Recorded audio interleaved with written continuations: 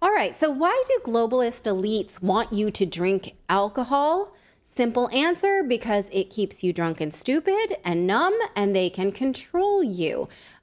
Is that why the push to get you drinking more seems so insidious these days? Now, I just want to challenge you to see how much rhetoric around alcohol normalization you see this holiday season alone. Is alcohol a social control system akin to the push we talk about here a lot to keep you fat, to keep you eating junk food, eat less meat, bugs, processed food, rent your life, right? Consider this. Why would the WEF, the World Economic Forum, ask Saudi Arabia to start selling alcohol? If you've ever traveled in any Middle Eastern countries, you know that alcohol is banned in Muslim countries. The WEF had hoped that maybe Saudi Arabia would lift these rules when they build out their NEOM, the 10-minute city that is currently in construction. They said, no, we're not going to do that. Good for them. The audacity. Klaus Schwab and his merry band of globalists. It's like, you know what? We have managed to control the rest of the Western world. We would love for you to start really introducing alcohol and other substances here so that we can take some broader control of these people. Can you please do this? Maybe they think, this 10-minute wall city, we've shown you images of it before. They think that the line, nobody's going to want to live there if they have to live sober in there, or they might actually live in a way sober that we don't want them to live. I don't know. You think about the intention there. Last year, Western interests once again tried to get alcohol into the Middle East with the World Cup. Again, alcohol is not allowed in Qatar. They came this close to succeeding, but then at the last minute, the Qatari government said, actually, we can't do it. We're not comfortable with it. And there was a lot of Western media, like CNN, all these guys were like kind of pushing back on it too. It was interesting to see they're just sticks in the mud. Why aren't they like the West? Why aren't they selling alcohol? And everyone's getting drunk with, Yeah, they said, hey, you can buy this Bud Zero all you want, because Budweiser was one of the official sponsors. Yeah. You can buy it all day, every day. Zero alcohol in the Bud Zero. Right. I don't know how that did for sales. I didn't take my time to look up how much Bud Zero they sold. But, it's interesting that governments are doing the bidding of alcohol companies. Why would they do that? Here's one more shocking example. Last year in Japan, the government launched a campaign literally asking people to drink more. They found that so many people gave up alcohol during the pandemic that it hurt the alcohol business. And so they funded what was called Sake Viva, a national campaign to drink. They literally said they're doing that to revive the alcohol industry so that they had more revenue to tax. So why would government leaders push so hard for alcohol? Is it because they love us and they know that we love alcohol? By that rationale, wouldn't they do that for meat? People really like meat. Right? Yeah, no, they want to take that away. So by what rationale do they do this? Could it be along the same lines of population control? I just want to ask you this question. It's a rhetorical question. Well, it's also the normalization too of, allowing people to start really smoking as much marijuana as they want, right? Yes. And the legalization of marijuana, which keeps the population dumb as hell. Alcohol has a much higher fatality rate than marijuana and a much higher addiction rate. And it is one of the leading causes of preventable death and divorce and in this country. So alcohol's danger rate is way beyond marijuana and cocaine, actually, and a lot of other addictive drugs. So again, could it be along the same lines of population? Did you know, I just want to present you this. Did you know that the term drink responsibly, you see that's flashed along these ads for alcohol, was created by the alcohol lobby in the 1960s? Why would they do that? Is it, again, because they really care about you out of the goodness of their heart? No, it's because that phrase sells you a lie. The lie being that alcohol can be responsibly consumed and that a little bit doesn't hurt you. That's not true. There's never been any research. So it's a good cover for them to be able to if you can drink, just drink responsibly. Right. Given that we know that alcohol is worse for you than cocaine, that it's more addictive than cocaine, that it causes more family disruption than cocaine, that it kills more people and is one of the leading causes of preventable death. Can we then say, shoot up responsibly? Right. It would be the same. Don't get them started because that's coming next. Shoot up. Well, I mean, a lot of the liberal cities across the country have already done this anyway. They're you're handing out syringes to people, so they have walking zombies in San Francisco and Philadelphia and Tenderloin District in San Francisco. They're providing everything for them. Yes. And up in Portland, right near where you guys are, up in Washington State area, you guys see it all the time too, don't you? Mm-hmm. Yeah, but they're also reconsidering that ban. They actually just had a delegation from Portugal in Portland not too long ago because they're trying to figure out how Portugal's pulling it off and here it's not. And so they're looking at maybe making it a Class A misdemeanor so that they can actually charge. So they're undecriminalizing it or looking into it anyway. Well, I can tell you how Portugal is pulling it off, and they are not, because Portugal did not legalize drugs. They stopped prosecuting drugs as a criminal offense. That does not mean you can.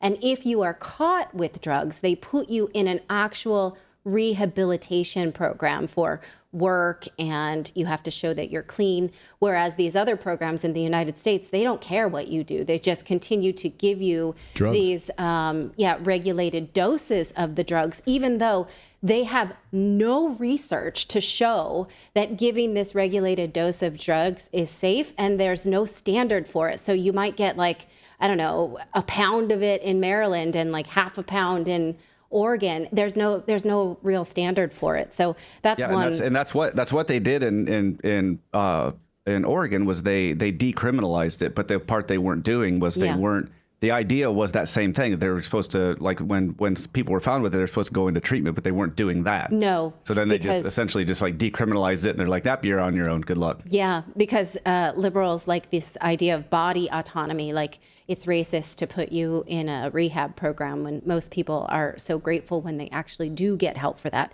Okay, so where were we? Shoot up responsibly. Right. Shoot up responsibly. Take a syringe and you're fine. Shoot up responsibly. Yeah. Okay. Your T-shirts. There is no data that says that the human body can handle any amount of alcohol. But wait, you might say, the French paradox. Do you know the French paradox? This is oft quoted by enophiles. This was a study in the 1980s that showed that the French had low rates of heart disease despite regular red wine drinking. This study was funded by the wine industry associations in France. Follow-up studies have since been funded by Wine Institute and the International Wine and Spirit Research Group. Is that a surprise to you? We know that soda companies fund research on sugar. We know that tobacco companies funded research on cigarettes. Of course, the alcohol companies fund research to tell you that a little bit of alcohol is okay. It's not, I'm sorry to tell you, but it is a carcinogen. The very idea of alcoholism is promoted by the alcohol lobby because it allows them to sell you the idea that only some people can't handle alcohol, but others can. There's no research that says that. It's ethanol. Your car runs on it. I have made this case many times that alcoholism is not a disease. That also helps the alcohol industry. They fund research to prove that. A disease is a cellular malfunction. Alcoholism is not. Alcohol is addictive for everybody. It's not just some people who can't take it. Of course, there are levels of people who indulge like junk food because the brain becomes hijacked. That's not a disease. And calling it as such normalizes other people's responsible drinking. So while you're considering giving some alcoholic beverages this year, here's an Instagram account that I really like. Before gifting a bottle of booze this holiday season, keep in mind you're gifting the 4th leading preventable cause of death in the United States. So does that sound not fun? Yes, it doesn't. And, you know, I get it. I rarely, if ever, touch alcohol because of this research, because I don't like the idea of consuming carcinogen. At a wedding, I'll toast. On Christmas, I might have something, but this is something we need to take seriously because the more it permeates our culture, the more we give away our power. Consider this. The Guardian published research just this week showing that the average glass of wine is 577% larger than a glass of wine was in the 1700s. That is a generous pour. One glass now is almost 450 milliliters. That's a swimming pool. That is a lot, right? Follows the follows the same line as like Coca-Cola and Pepsi cups. It's a Big Gulp. Yes, it's a wine Big Gulp. You're right. It's a super size. Now, consider when you're looking at that popular wines now have an alcohol by volume percentage that's also higher than ever before. In the 60s, the average beverage had about 9% ABV. Now, most alcohols have 12% or more. So not only are you drinking the Big Gulp, you're drinking the more alcoholic version. Based on those numbers, this is how long each unit of beverage takes to get into your system. 1 pint of beer is with you for 2.5 hours. So this idea, I don't know who came up with it, that I can have 1 or 2 at a party and still drive. You shouldn't, unless you stay for 7 hours. After 2 glasses of wine. I'm curious how many people in our chat, just let us know, does anyone in our chat room know someone that was, affected by drinking and driving? Does anyone, do you have anybody in your close family, anybody related to you, friend, family? I mean, I can think of a number of people that were affected by it. In my close proximity. Just let us know in the chat room. Right. And so this idea, I can have 1 or 2. Again, take a look. If you have 3, you got to stay for 10.5 hours at a party. If you want to, and you shouldn't, because then you're that person who's drunk and won't leave. They're like, why is Dave still here? Right. Well, he had 1 drink and he's trying to sober up. And I just want to also make this point. As for sleep, alcohol disrupts your REM cycle. And it stays in your body for 3 days. So if you drink even every other day, you are never going to get a full REM cycle of sleep and therefore never fully regenerate. If you haven't tried it in a long time, sober sleep is amazing. You should try it. So given that alcohol is so dangerous and our government really wants to protect us from dangerous things like COVID and the flu, why don't they ring in on alcohol? Because it serves a purpose. Right? You give your power away when you give into this drinking culture. Now, well, also the government wants you to be sedated.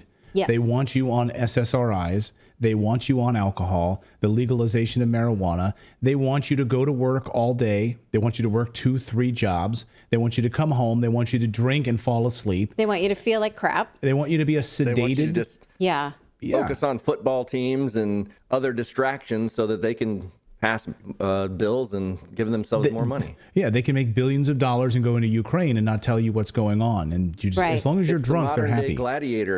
It's the modern day gladiator Coliseum. Right. Yeah.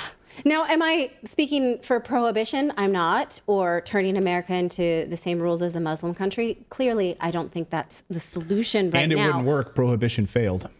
Yes, true. It never works.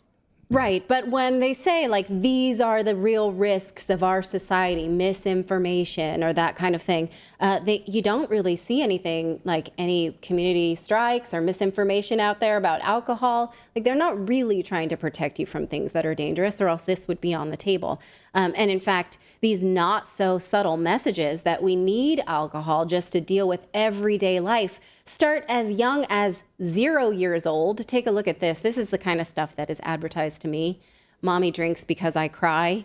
Or this, mama needs wine. This is the kind of stuff I see on Etsy or whatever. Stuff pop-ups on Instagram. This message that I cannot cope with life unless I have this help. I need to numb myself. I need anesthesia.